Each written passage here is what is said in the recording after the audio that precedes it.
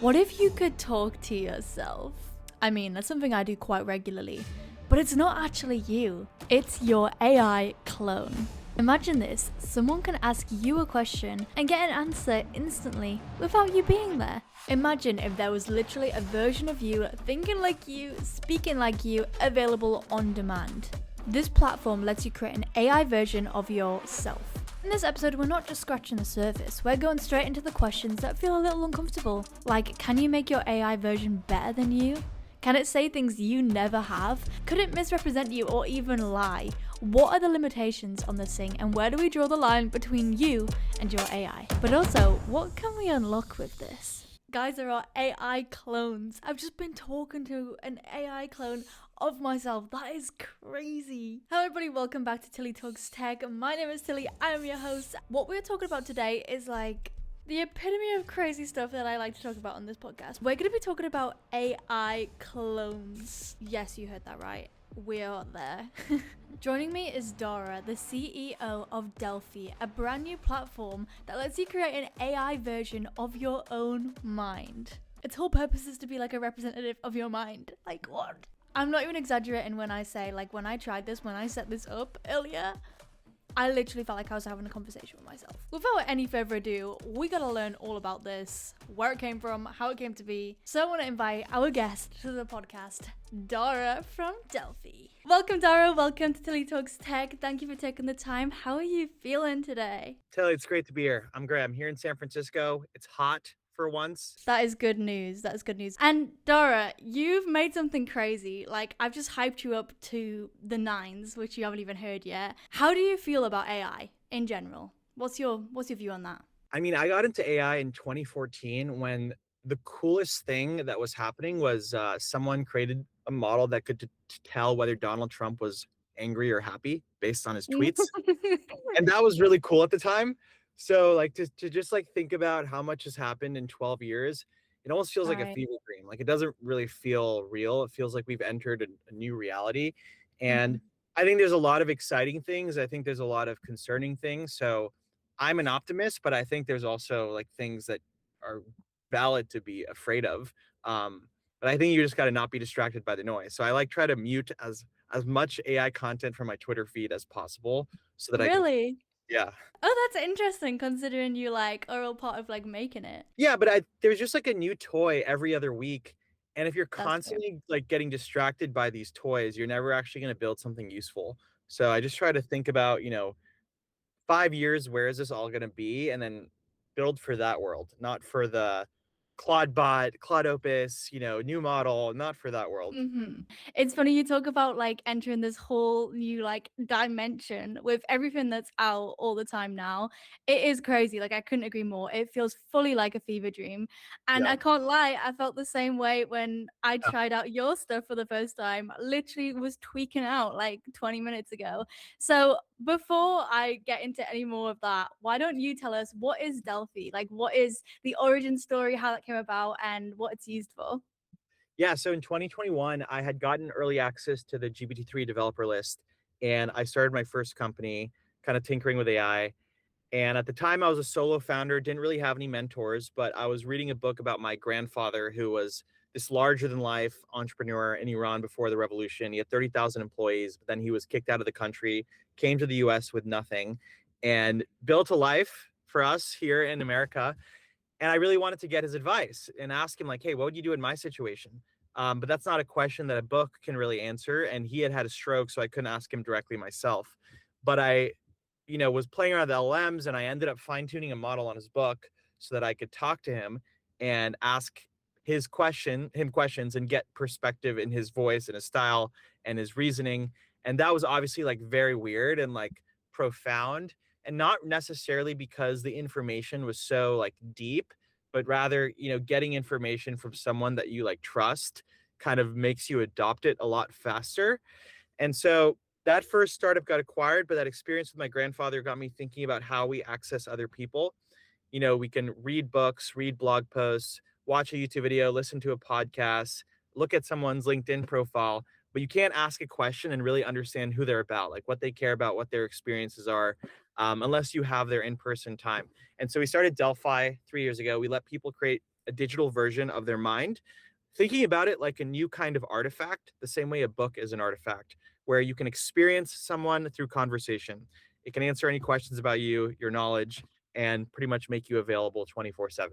So interesting. And it's so personal for you as well, like with that idea where you wanted to like talk to your relative, you wanted advice, do you know what I mean? But obviously there was that huge barrier there, which with technology you've been kind of able to conquer, you know? Like you said, it's not just answering these questions with like the information, like it really captures the energy and the vibe and the tone of that person. So I imagine you got your own Delphi. I think it's one thing getting this advice and hearing stuff from your grandparent, but like when it was your own voice talking back to you, how was that? Because I just had like such a fun time doing that.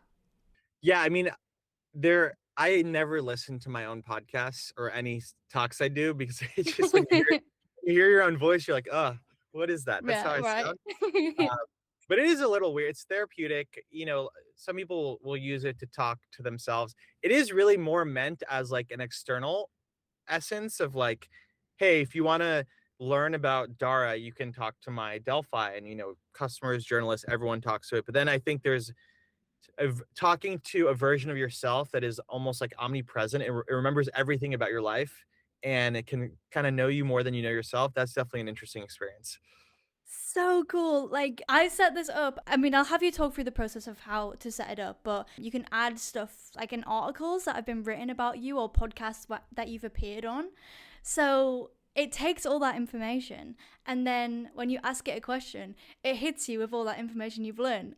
And I don't know about you, but sometimes when I'm answering questions, there's some questions which you get asked so much, like you kind of do just have a script for it. I was asking it these questions, and I'm thinking in my head, how would I answer this question genuinely, just to put it to the test? And then Delphi comes out with exactly what I would have said, and I just find that so baffling. So if anybody was to set up their own Delphi, talk us through the process. How do they go about training this AI to speak and think and respond exactly like they would? Yeah, I mean, we've tried to make it as fast as possible. Basically, you put in your name. We try to find whatever we can about you online. And then there is nothing, you can upload your personal notes, your journals, your YouTube, podcast, blog. And if you have none of that, we have this interviewer feature where it will ask you questions about yourself that will make itself better. So Hmm.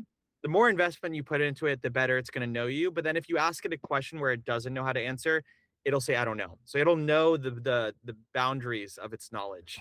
Okay, so it's not just gonna make some stuff up like ChatGPT sometimes does. No, no. Otherwise, we can be working in the area of identity representation if people didn't trust it. Mm-hmm. That's very, very true.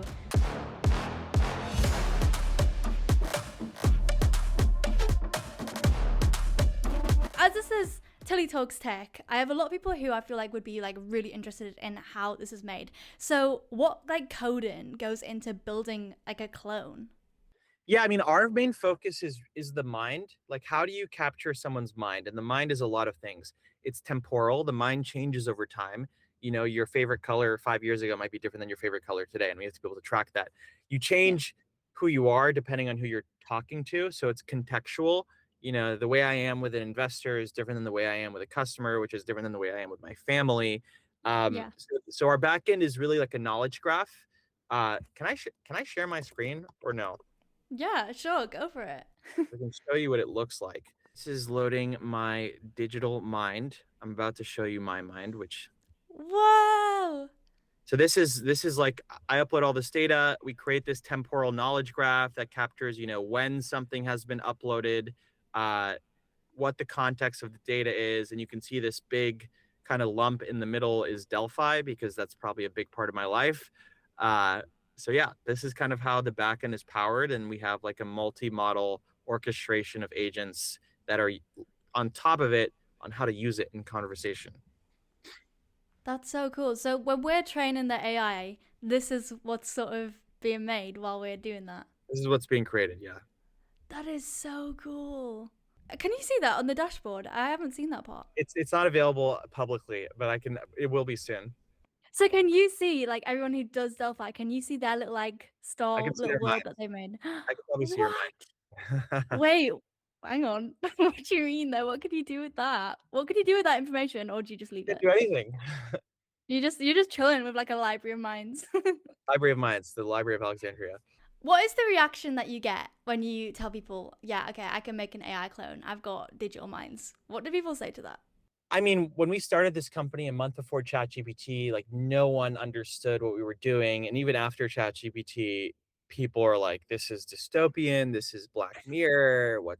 So it's almost been like 3 years of objection handling. And like people's biggest initial concerns are, what happens to my data? I don't want to give my data away to some tech company. We don't train models on your data. You own your data. We're not like training AGI. We believe data is Mhm. best in the hands of the human.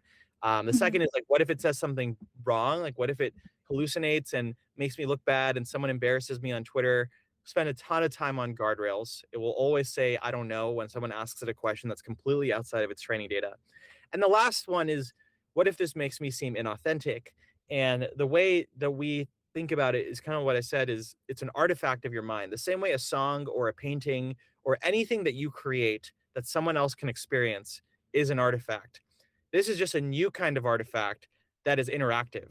Instead of reading your thoughts, I am talking to your thoughts. And it's a way of consuming, the thinking that you've done in your life. Yeah, that's really interesting. Like, yeah, I can imagine like all the immediate questions because it just does just feel like such a like crazy future cyberpunk world. Do you know what I mean? But that's good. I think that's great reassurance. And I feel like, we did a episode on the podcast that was all about data and things like that. And I feel like that is a big concern. So that is good that you have the minds, but there's nobody's data is being tarnished or that's good news because I've already signed mine away if that was the case. Yeah, I mean, I think like people are worried about IP and like the we're interested in a future where humans are still the main characters. So like humans can own their data and choose what to do with it. Yeah.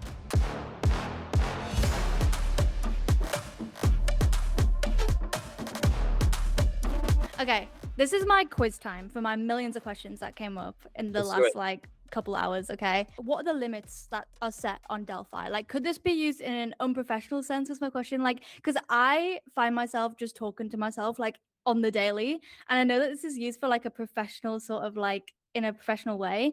But could you possibly have your AI clone where like you can literally just converse like casually, or is that not? Yeah, it's not meant to be a companion. Like I think we have a couple things where we're like, okay, we're not trying to be this.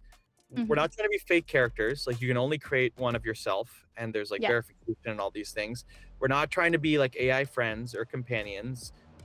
We want to promote actual human relationships, and this is almost like a first entry, like almost like, should I like this person? Should I talk to this person? Is this person good to work with? Mm-hmm. Uh, and then we don't work with politicians or OnlyFans. Yeah, those are kind of our rules. Okay. I was wondering if I could train my Delphi because you kind of have the power in that respect. You can train it. If I could possibly train it to be like way more charismatic or like way funny and charming than I am in real life, is that something that you can do? You could. It's based on the data. So if you did upload data, it's almost the best version of you because there's a version of you that is like that all the time, and Mm. like it doesn't capture the version of you that is like lazy or tired. I mean, the way we think about it is it's the version of you that your best friend gets. You're in a Mm-hmm. good mood, you're hydrated, you're patient, and I think that's like you don't always get the best version of someone else, especially if you don't know them. Like some people are like take time to open up, and Delphi lets you experience the best version of someone.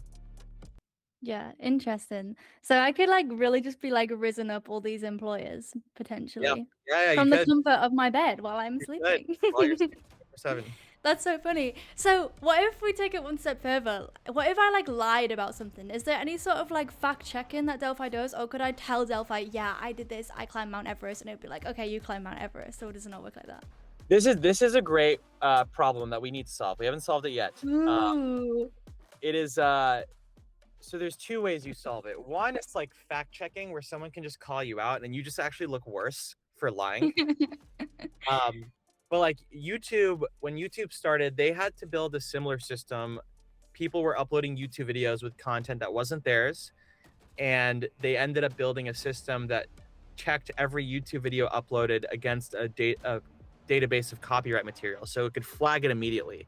So, like, I think one of the things we'll have to build is that if you do upload data, one, we can check, like, to what degree of confident are we sure that this is true? And if we're not confident, we can put you through interview mode where we can like quiz you in real time and like ask you, okay, is this actually true?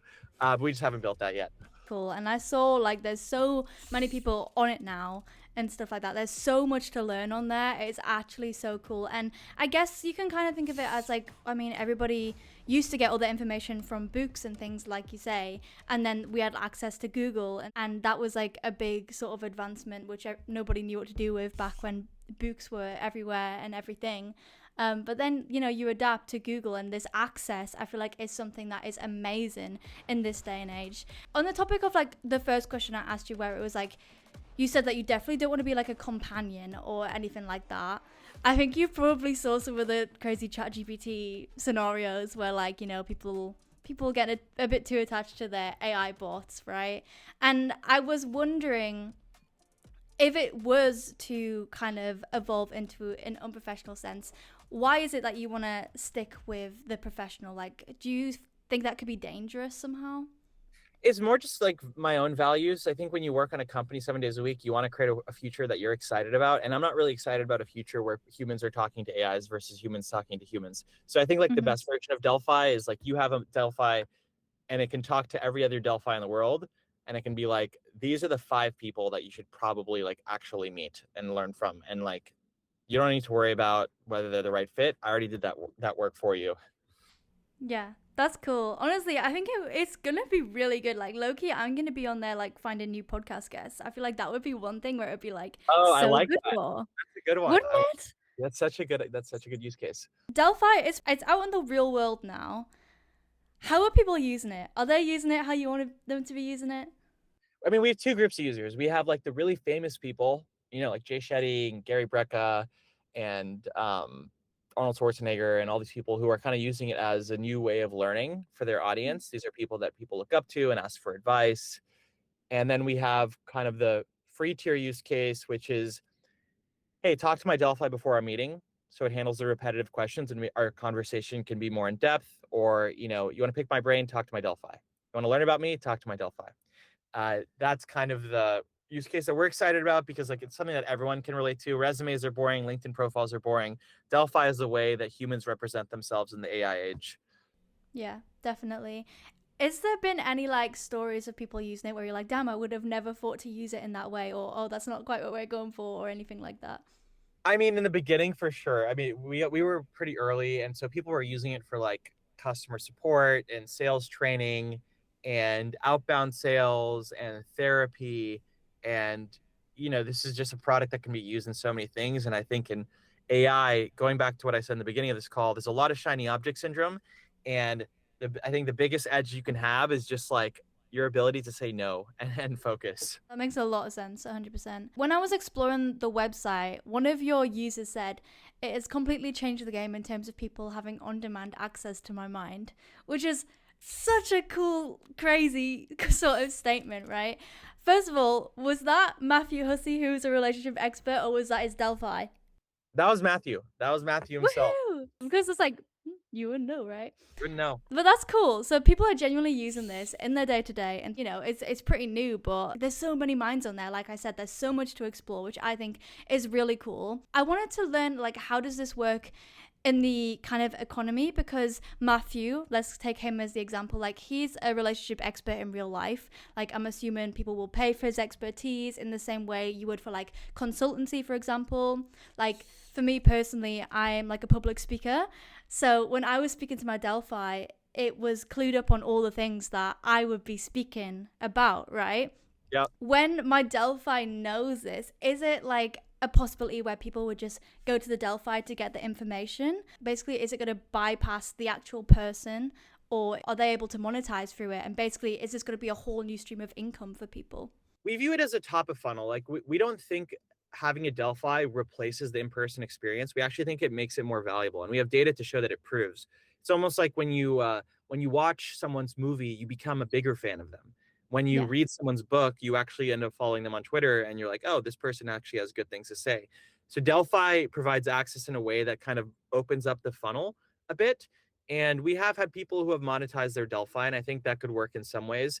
But a lot more people just use it as like a first entry, welcome into my universe, and it can guide people to the right resources. Yeah. Interesting. Interesting. You can see what people are asking. So the insights, that's kind of one of the big features we're working on now is if, a lot of people are asking questions, you want to know who are like the top 3 people I should talk to. And then of all the things people are asking, what are the things that I actually should like double click into? Right. Yeah, it's going around in my brain like the possibilities for like finding people who are talking about cool things to get on the podcast, because I would use it that way. Like I would get on there, ask the question, see who I need to speak to, and then get that person on, right? And then like mingle in real life. On the other hand, obviously if I was getting guests on, I would go on Delphi, I would find somebody, I'd get them as a guest, I'd bring them on to the podcast.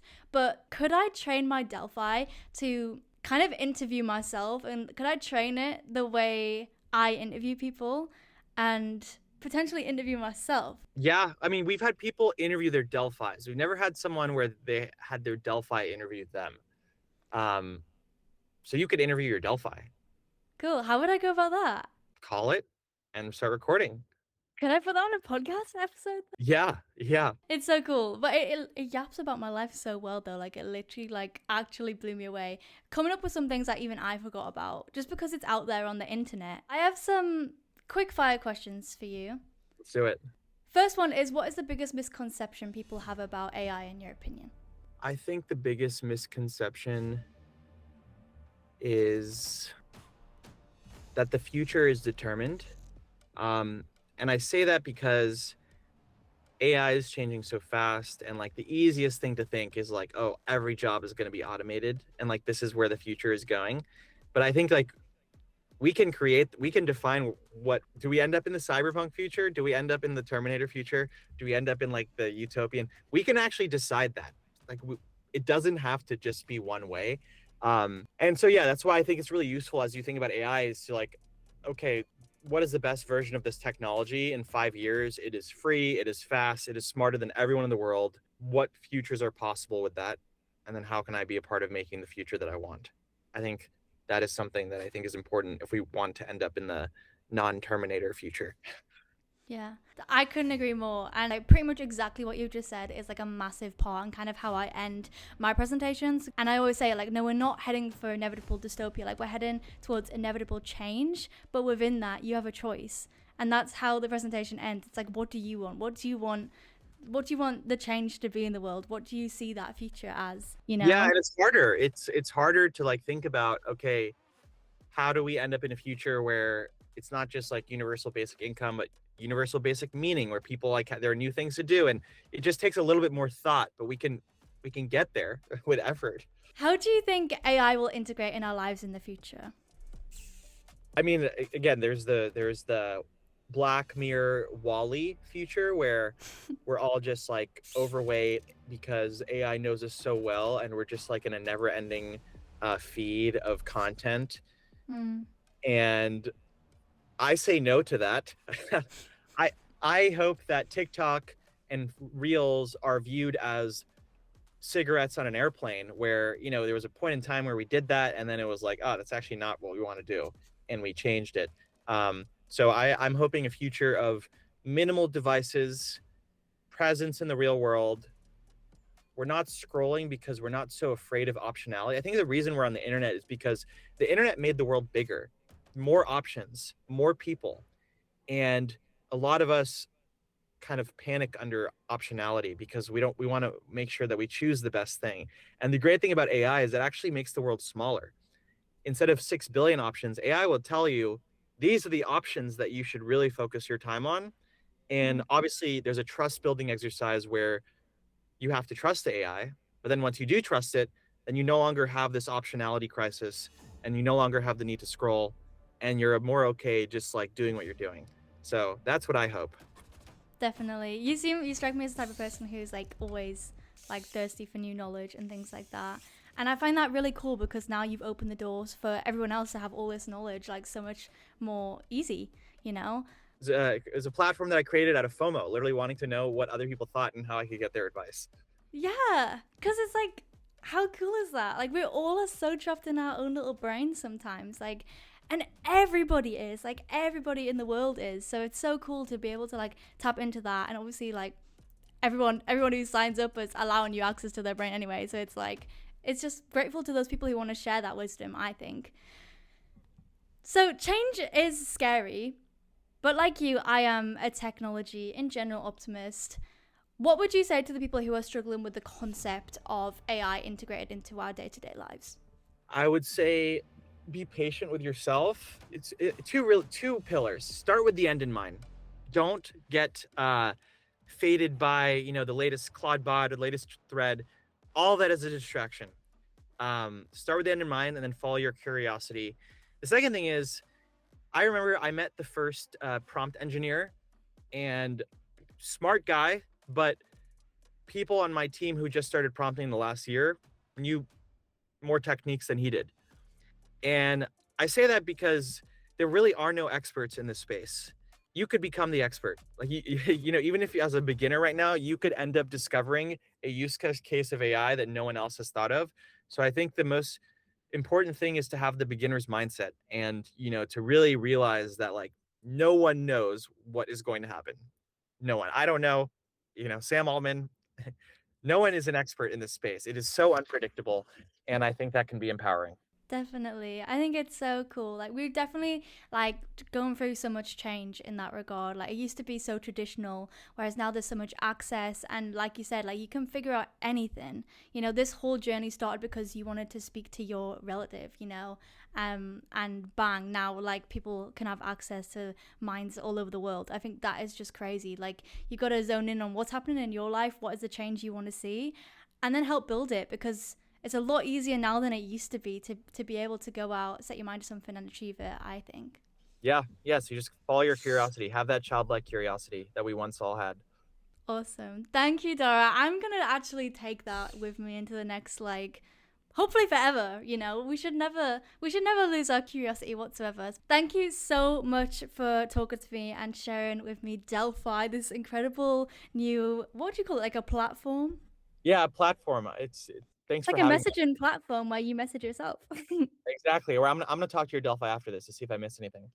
I'm gonna ask your Delphi everything I've just asked you to see if you say the same things. Yes, that'll be a good eval test. That would be so interesting. Yeah, anybody who wants to find you or Delphi, where should we go to find out more about this? Delphi.ai/Dara. Perfect. Thank you, That's it. Dara. I'll see you next time. See you next time. Bye. That is crazy. I am definitely going to go ask his Delphi all the same questions, and let me know in the comments if you want me to drop the comparative doc, because I am so interested. Also, you can find me on Delphi. What? You can literally talk to me, and I am totally lucky. I can back up the fact that my Delphi is saying what I would say, which is kind of mad. So if you wanna chat to me on my Delphi, you can find her. Anyways, thank you so much for listening to this episode of Tilly Talks Tech. I really hope you enjoyed it. I had so much fun on this one. I love diving into these like very specific techie tools. I feel like we haven't done too much of that, but let me know if we should do some more. It's definitely something I want to do. If you did enjoy this episode, please make sure to like, comment, and subscribe. Share it with a friend. Let me know who else we got to get on, and I will see you next time.